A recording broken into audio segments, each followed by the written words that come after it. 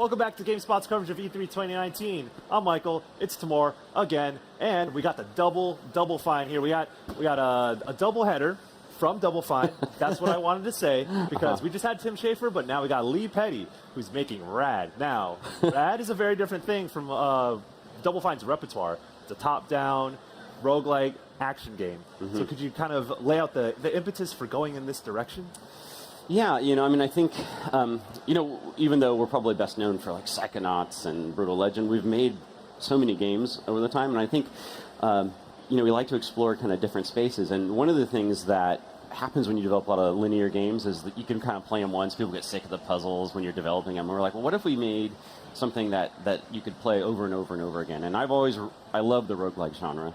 And so we were wanted to take on, for us, the first time to do a sort of procedurally generated, but try and still retain some of the things we care about, the sense of personality and world building and that sort of stuff. Yeah, could you kind of lay out the moment-to-moment action for those who may not have seen RAD in action or haven't got hands-on with it yet? Yeah, absolutely. So in RAD, it's a game set in a post-apocalyptic world. Speaking of doubleheader, we're going to add a second apocalypse.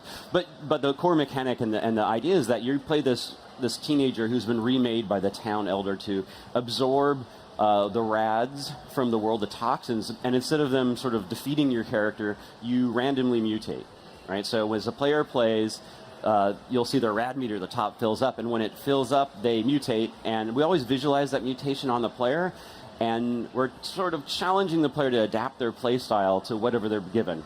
It's kind of like the heart of what I love about roguelikes is the unexpected drama. So we're saying, well, here's perhaps an imperfect tool for the task at hand. Figure out how to use it. Yeah, right. How do you approach kind of like making those random adaptations or balancing those random adaptations so they're as advantageous as they are disadvantageous? Because you want to create that drama, right? But so you can't always have something that's more powerful. Right. Yeah, that's the interesting thing about a game where people are going to be playing a run over and over again is that if they were all, let's say we could make them all perfectly balanced in every situation, you would, I think, have less memorable runs because you don't get those high highs or those low lows. Like some of my favorite moments in roguelikes sometimes are when I have kind of mutations that are broken and I've got one health left and I'm kind of limping through the world and I managed to still pull off this amazing thing.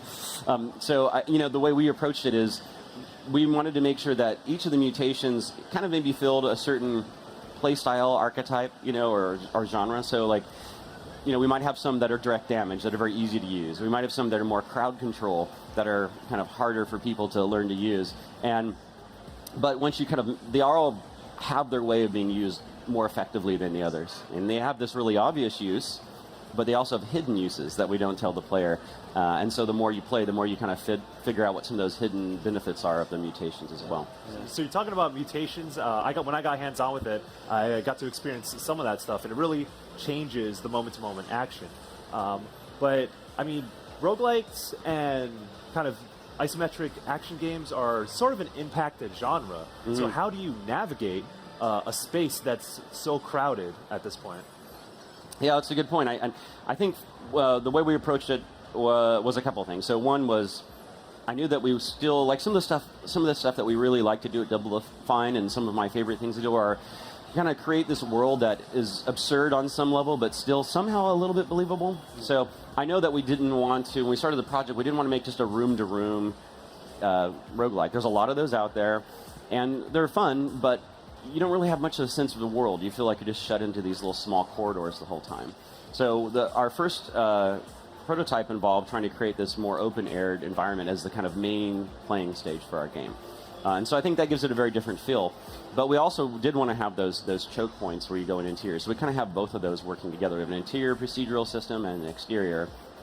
And then we have a town in the game that is a persistent element. So even though that each time you're playing a run, that particular character moves on, dies, or whatnot, the town itself stays around. And there's a lot of characters in the town that kind of have little side quests and story arcs, and you can upgrade your town over time, over mini runs, which can sort of change the way you play the game and perhaps speed up some of the earlier game later on once you're more experienced. Right. Yeah, you were talking about story stuff last time I saw RAD with you, and yeah, like you mentioned, a post-apocalypse. But you're channeling this this kind of 80s vibe here, and you were mentioning some of the movies that inspired your views for RAD. Can you speak to that again?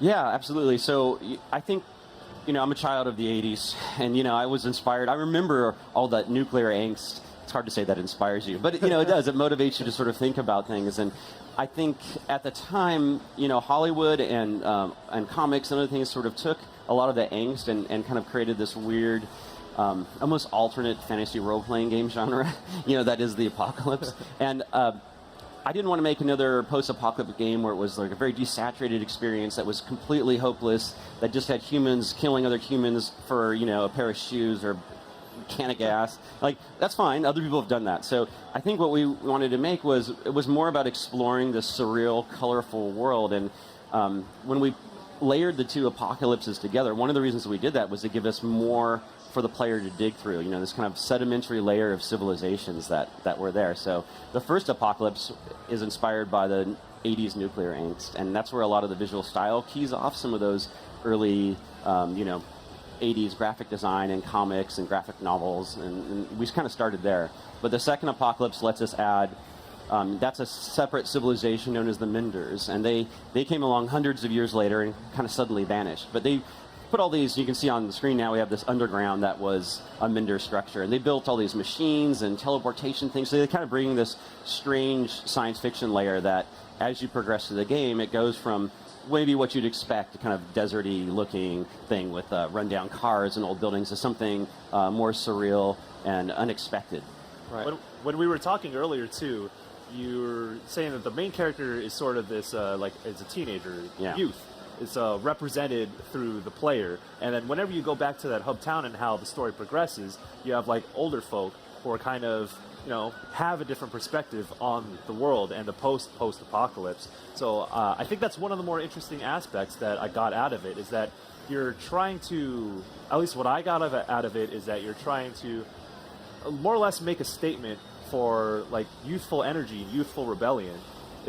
Can you expand on that when it comes to the game's story progression? Yeah, absolutely. I mean, there's a couple of themes there. I promised myself I was not going to say everyone hates boomers today, but you said that in the interview I had with you. I know. I was like, I can't say that. Mom might be watching. No, but it's it's just the idea that you've got these two previous civilizations that basically just ruined the world twice in different ways. And then you're in this small town, and you're in part of this community, and you kind of volunteer to go out and try and find power for the town because you can exist. But fundamentally, what's happening is they're turning to the youth, they're turning to these young people, and they're like meat to the grinder. You go fix the world.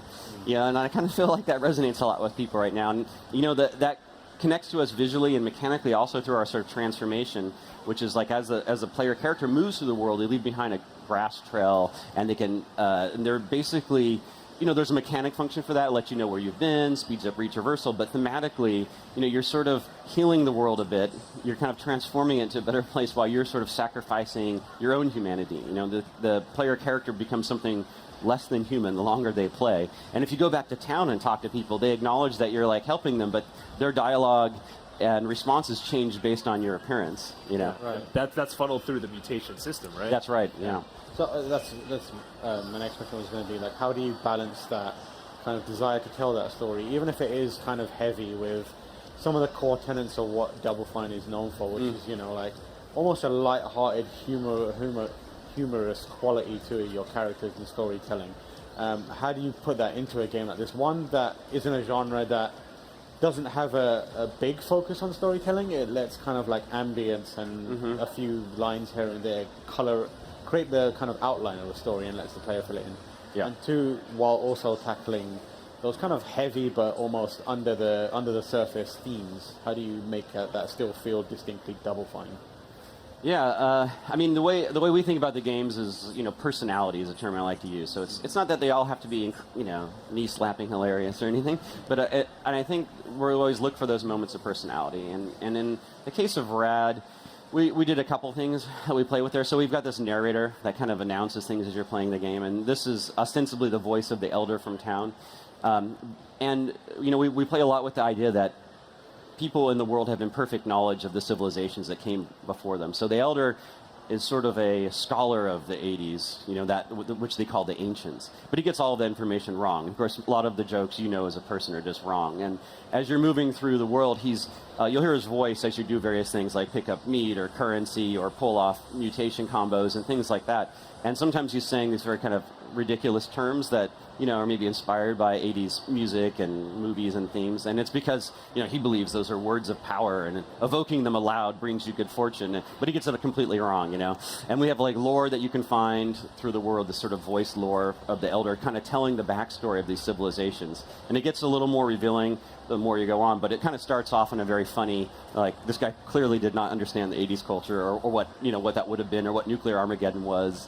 They don't, so we kind of play with that idea a lot. And then the mutations themselves are, I love things that are both funny and charming and disturbing at the same time, And I, I think, mutation, we kind of played with that idea. So we didn't just want them to be mechanically interesting, but also visually surprising and a little funny. So, for example, we have this mutation called Death Row, R-O-E, where you get a little tail and you lay little eggs, and then these little eggs become little followers, that little spider-type things that follow you around and attack enemies for you.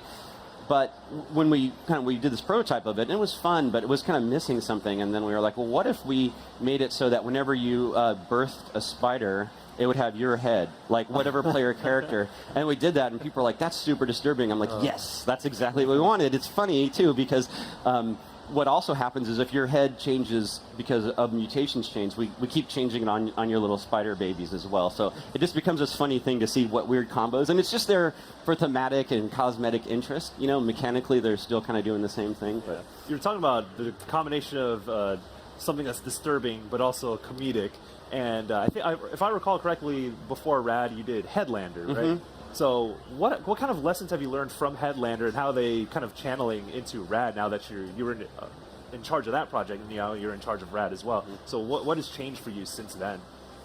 Yeah, I think one of the things that the storytelling in Headlander we tried to do a little bit more with cutscenes and a lot of dialogue, but it was such a fast-paced action game with a million lasers on screen that just sort of found that players would kind of just bypass a lot of that story and then kind of maybe feel like they hadn't quite got as much of it as we'd like them to. So I think with RAD, we didn't want to do a bunch of cutscenes. It's a roguelike game, but we really tried to kind of redouble our effort. You can see there's a lore statue we found. We really kind of tried to layer a lot of the stuff in the environment and the dialogue, knowing that the player is going to play many, many runs, so it would slowly unfold and hopefully intrigue them. And I think if you do a full successful run in RAD, you actually get a story drop. We have these little story sequences that play right at the end, and they give you benefits like mechanical benefits, new bats and characters, but they also start to move this kind of meta arc along that goes across all of your runs. And it's still left a little mysterious. Ideally, I'd love for people to go, well, I'm not exactly sure what they meant. Let's kind of debate it or talk about it. I kind of love that stuff when games and movies do that. So. I'm really interested in your kind of like, from a development and design perspective, the feeling of moving from projects that are so drastically different.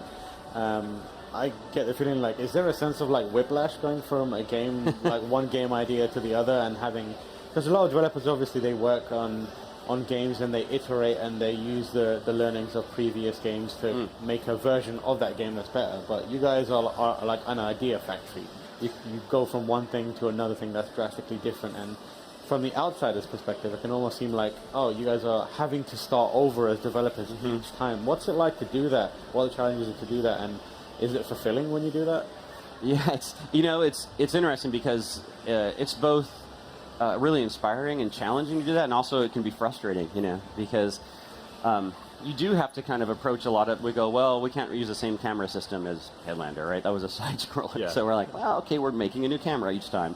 But at the same time, I think because you're not making the same thing over and over, you go through that process where you are exploring and investigating what you think you can kind of bring to this particular genre or game. And I find that super inspiring and challenging, and it keeps you on your toes. You never just assume, oh, well, yeah, we're just going to use the same camera because we've had it before games, and yeah, this is the combat system, the way the skill tree works. You kind of have to, kind of go through all that. Right.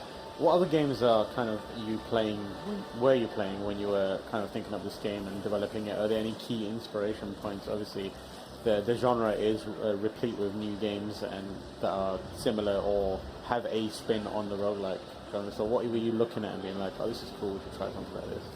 I mean, my favorite roguelike of all time is not that actually close to RAD, which is Spelunky. I really love that game. And it's very, very different from RAD, right? And it's more of a platformer than sort of the action. But I think in that game, one of the things that really inspired was a sense of mystery. You're definitely told some things, but there's a lot of hidden stuff in that game.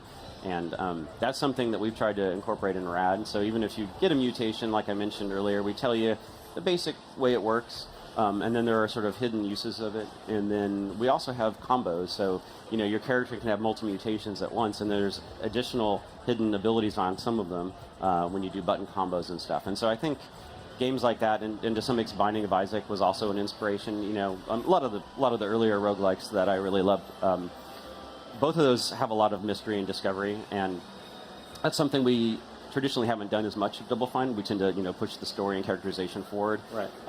But I think for this we tried to really challenge ourselves to hold some of it back and let some of it be unexplained. Let the player find some of that, and we've got quite a bit of that in RAD. So I'm pretty excited for people to play that and start finding some of it. Cool. All right. I mean, that's all the time that we have. Thank you so much. That's Lee Petty from Double Fine, and his game is RAD. You can check that out here at E3 2019. We got it covered, and we got so much more covered, so stick around for the next segment.